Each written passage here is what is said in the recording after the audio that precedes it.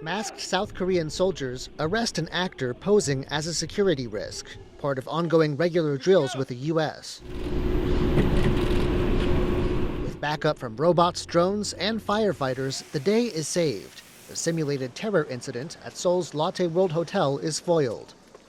The mayor of this district says this kind of civil defense drill is an important complement to the military exercises underway. These days, wars don't have clear front lines and rear areas, and such warfare and terrorism can occur in everyday life, as we've seen in the Ukraine crisis.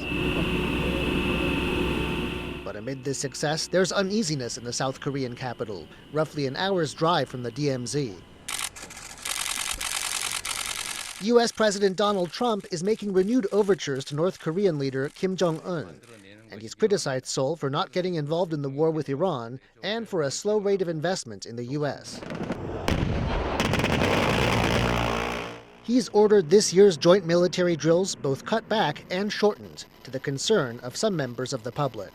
The South Korean-U.S. drill is extremely important, and I don't think it should be reduced at this point in time. I believe we need to take this seriously and respond accordingly.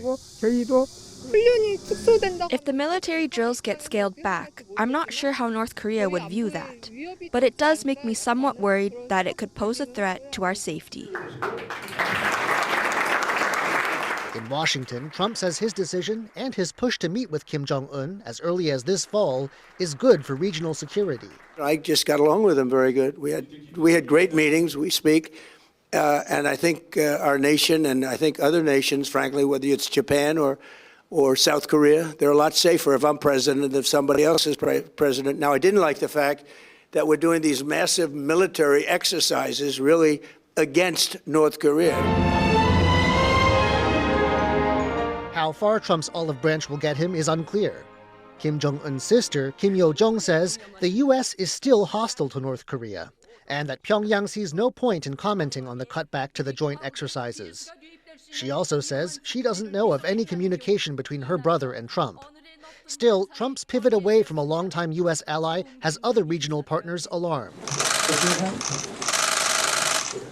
And it comes just as South Korea welcomes China's Foreign Minister Wang Yi for the first time since 2021, a further step in a diplomatic thaw between the countries that began at the start of the year. Wang's already met his South Korean counterpart, Cho Hyun, who had this to say. Our president recently laid out a blueprint for peaceful coexistence on the Korean peninsula. In accordance with that, South Korea will continue to work toward the denuclearization of the Korean peninsula and the realization of peace. Based on the mutual interest in peace and stability on the Korean peninsula, I hope to cooperate with China and have candid and in-depth talks with Minister Wang today. South Korea remains a key U.S. ally and is host to large numbers of American military personnel. But, as President Lee Jae-myung said Tuesday, the country is also seeking greater military independence, including an ending to the arrangement that places South Korean troops under U.S. command in a war. And now, the events of the past few days are testing a partnership that's weathered over 70 years. Dolphine, Chen, and John Van Trieste for TaiwanPlus.